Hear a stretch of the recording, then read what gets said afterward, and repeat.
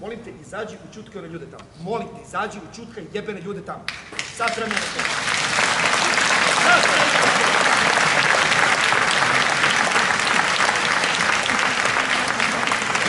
Sad vremena. Budući da me Cezar voleo, ja plačem za njih. Budući da je bio srećan, ja sam radostan zbog toga. Budući da je bio srčan, ja ga poštujem. No budući da je bio vlastoljubiv, ja sam ga ubio. Evo suze za njegovu ljubav. Evo radosti za njegovu sreću, poštovanja za njegovu srčanost. A smrt za njegovu vlastoljubivost. Ko je ovde toliko kukavan da bi hteo biti rob? Ima li ga? Nek se javi, jer njega sam uvredio.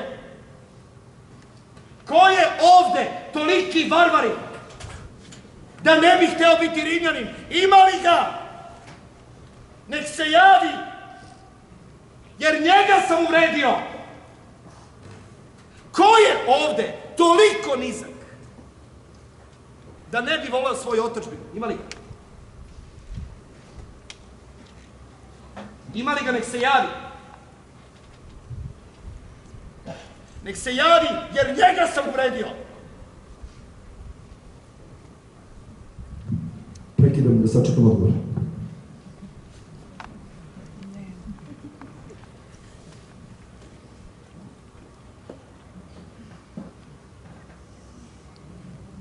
Nikoga? Kažite. Šta ima? Ustani i kaži šta ima. Znači, nema ni tebe nema. Šta ima? Reci Mileš, dođi vamo. Što si izdajice? Dođi vamo, kaži.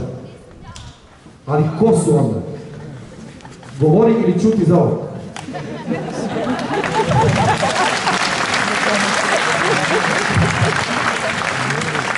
Nikome dakle. Nikoga dakle uvredio nisam. Ništa protiv Cezara nisam učinio više, no što imate prava da vi učinite protiv Bruta. Ovaj isti mač kojim sam ubio svog najboljeg prijatelja imam za sebe. Kad god otadžbina ustede da zatraži moju smrt. Razlozi za njegovu smrt ubeleženi su na kapitulu, bez umanjivanja njegove slave gde je zaslužena, bez uveličavanja njegovih grešaka sa kojih je pretrpeo smrt. Evo donosi njegovo telo. A oplakuje ga Marko Antonije, koji će, iako nije imao udela u njegovom ubistvu, uživati njegove plodove i dobiti svoje mesto u Republici, a